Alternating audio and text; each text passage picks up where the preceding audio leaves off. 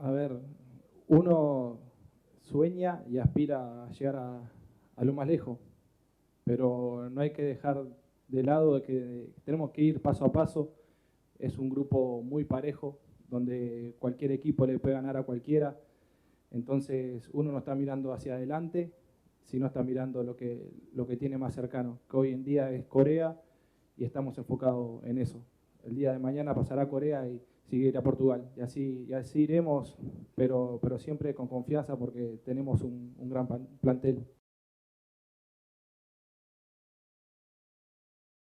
Bueno, con respecto a lo de Son, eh, obviamente uno piensa que va a jugar.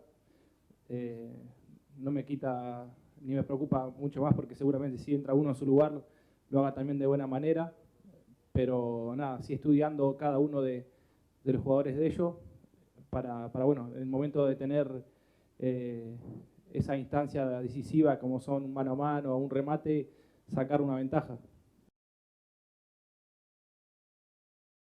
Sí, la verdad que tenemos un grupo muy humanamente muy bueno, profesionalmente no hay duda de la calidad que hay, pero obviamente que a la hora de trabajar el buen ambiente, el buen clima influye mucho y este grupo lo tiene, entonces eso se lo hace uno más llevadero en el día a día. La verdad que han sido entrenamientos muy lindos, siempre con alegría, pero a la hora de trabajar enfocado 100% en lo que uno tiene que hacer.